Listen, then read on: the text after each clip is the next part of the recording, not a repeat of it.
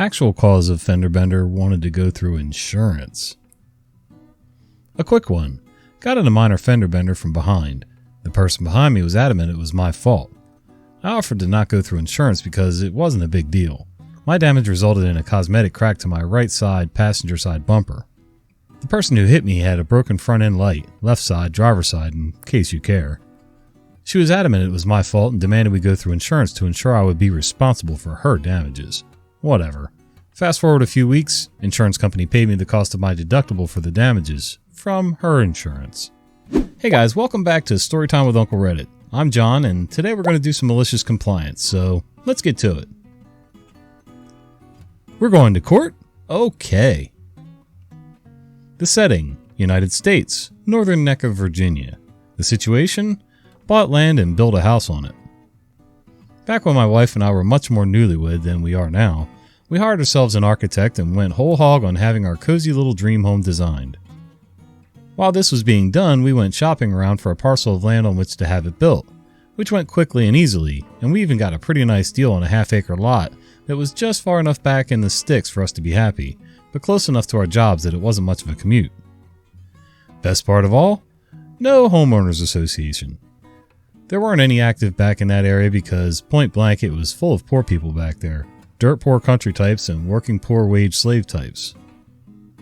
We made very sure with our lawyer that no previous owner had ever had the title amended to allow for any HOA nonsense as well, because that's a thing some real estate developers like to do.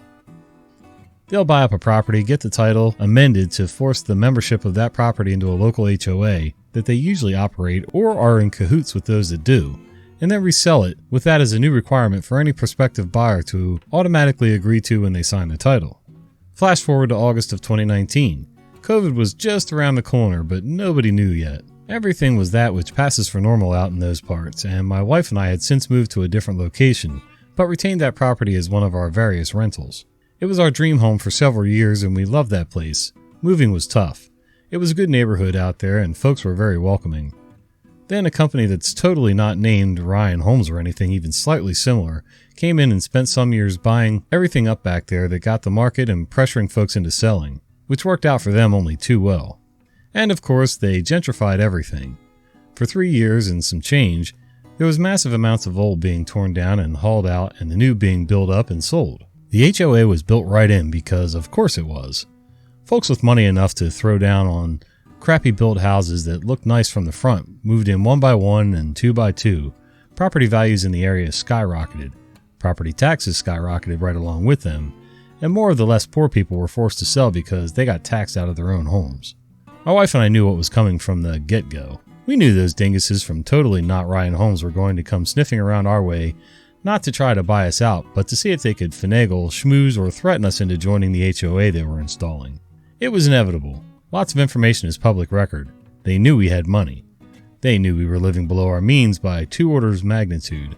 They knew we clearly meant to be exactly where we were because we sure didn't have to be. They knew they didn't have a snowflake's hope in hell of pricing us out on taxes, so they tried nagging us to death and coming right up to the line on harassment, always to talk to us about joining the HOA.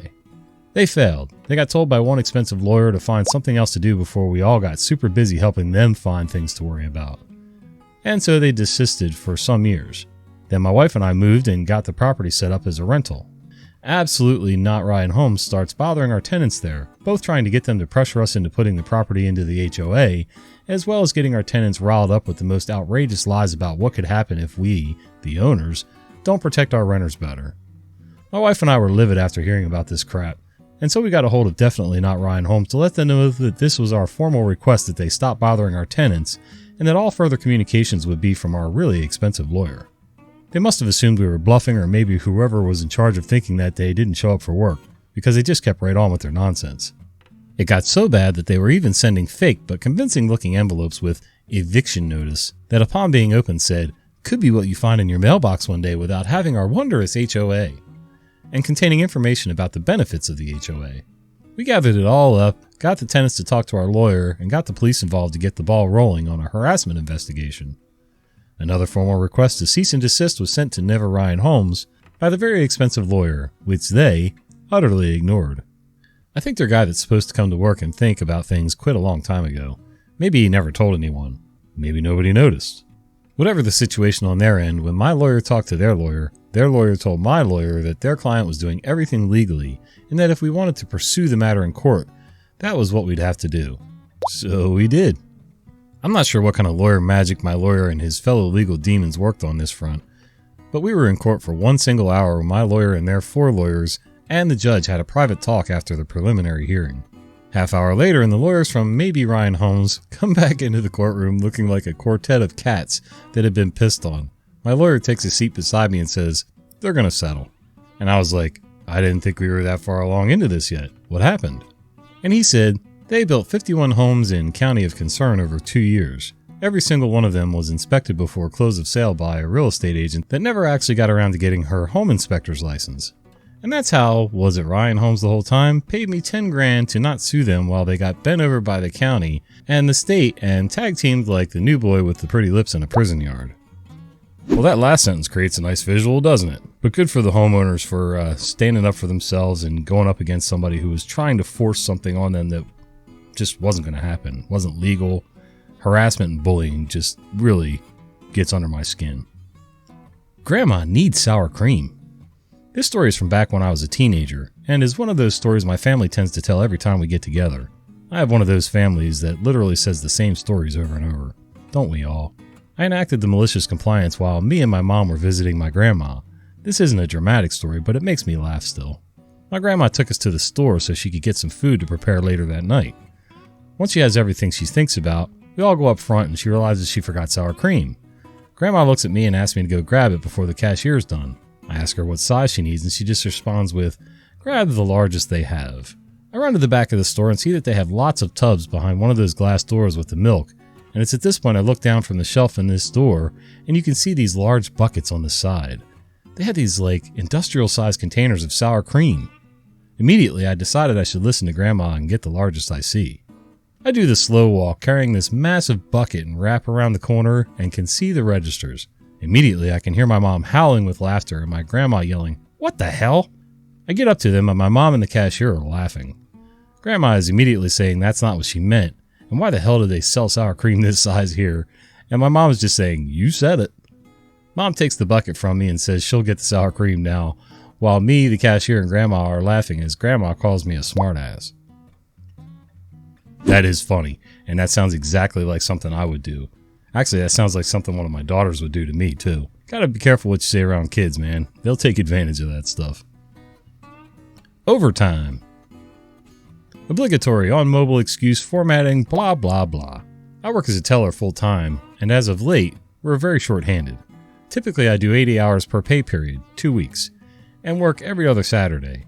The weeks I work Saturday, I'm supposed to get a half day, but because of staffing, I no longer get that. I also work an extra hour 2 days a week to cover a coworker going to school. So obviously, I get some overtime. To compensate for this, I come in closer to 9 when we open, rather than 8:30 because I like sleep. The other day, I was cornered by my boss. "OP, yes, boss. I noticed you've been coming in at 8:55 rather than 8:30. "Yes, ma'am, I..." "No excuses. Your hours are 8:30 to 5:30. "Yes, ma'am." I think you can see where this is going. So for the last week, I'm here 8:30 a.m. sharp and don't leave until 5:30 or 6 on the days I cover someone.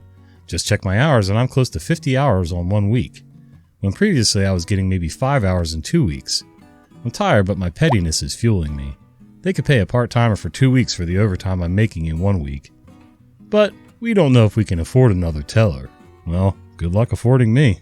Yeah, I don't understand, man. When people say they can't afford stuff, and I get it, I'm a business owner, and there's some things that I just can't afford. But, at the same time, you kind of got to pay attention to what's going on. Sometimes you're spending $1 to save a nickel, so it doesn't make any sense. Also, OP didn't really mention whether this was a planned thing. Like, it doesn't... Normally, when you make a deal where you can shift your time because you're, in lieu of overtime, usually that's an arrangement that you and your boss have worked out ahead of time. But from the sounds of it, you were just taking it upon yourself to show up at 8:55. So that may be part of the problem. I could be wrong, but that's the way the story makes it look. So I can understand the boss being upset about that. And also, a little simple conversation from either one of your ends would have really solved a lot. But hey, I got the petty gene too, so I get it. Yeah, F your laundry then. Background. I live in an apartment building with a backyard. Landlady set up drying lines in one part of the backyard that were free to use. I live on the ground floor and my apartment has direct access to the backyard. I work from home, so I'm almost always here every day. Now I have a perfect view of the lines and can see if there are any clothes hanging on them. Sometimes a fellow resident will hang their clothes and either forget about them or be somewhere else when it's raining. So what I usually do is I bring them in and leave them in a little waiting room we have in the building where they can easily find it. It's happened enough times that everyone already knows I'm the one doing it.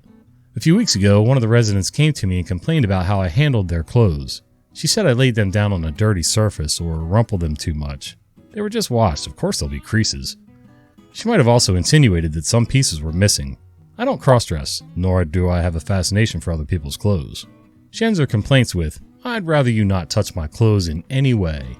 That's the first time someone complained to me about rescuing their freshly laundered clothes. Didn't think much about it until today. A few hours ago, I see her hanging her clothes to dry. Fast forward to now, I'm looking at them getting drenched from this awesome rain. She did tell me not to touch them. I'm currently working in front of the window so I can see when she finally takes them. Maybe I'll give her a wave. Update, she finally took them some time ago and asked me why I didn't bring them in. I reminded her of our past conversation and she called me a childish effer. I do feel a bit sorry as some of the clothes were apparently her work uniforms and I know she'll be working early tomorrow. Only just a bit though. Just received a text from our landlady asking why she's pissed at me. Resident made a complaint. Lol. I told the landlady everything and she also called me an effer. In a positive sense though. Said I shouldn't worry about it as it doesn't violate any of the building's rules. That's too funny.